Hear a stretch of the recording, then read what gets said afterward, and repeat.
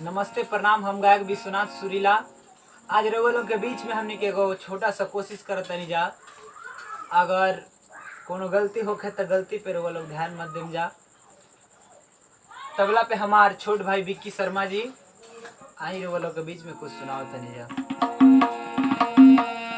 ससुरा से नीक नहीं हरावे के पानी,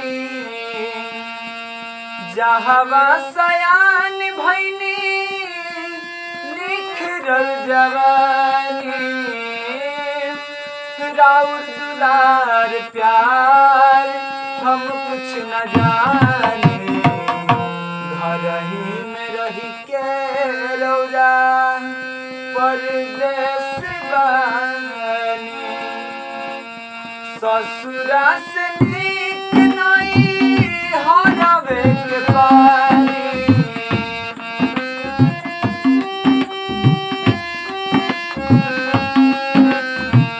जहवा सयान भैनी निखरल जवानी।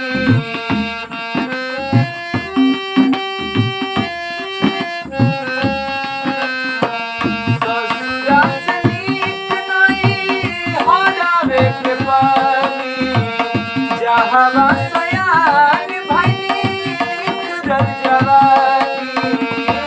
राउर दुलार प्यार हम कुछ न जाने, घर ही में रही के रौरा परदेस बानी। घर ही में रही के रौरा परदेस बानी।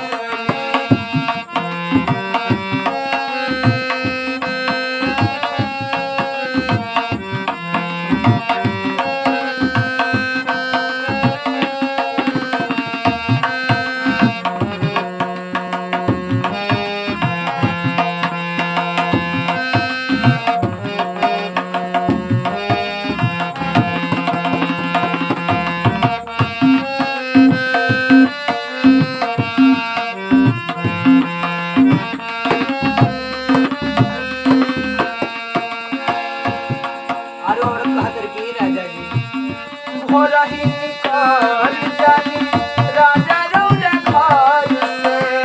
आइले कुबेरा रोजी राती के शहर से।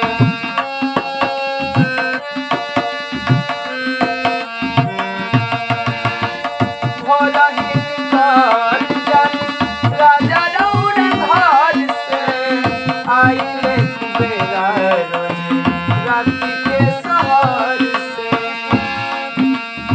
पूछला पकहिले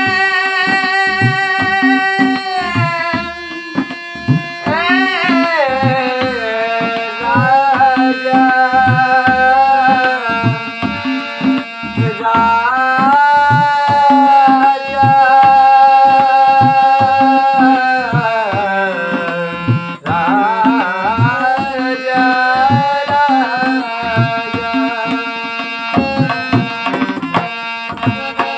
पूछला पकहिले कि रुपया कमानी। पूछला पकहिले कि रुपया कमानी। राउर दुलार प्यार हम कुछ न जाने, घर ही में रही के रौरा परदेस बानी। घर ही में रही के रौरा परदेस बानी।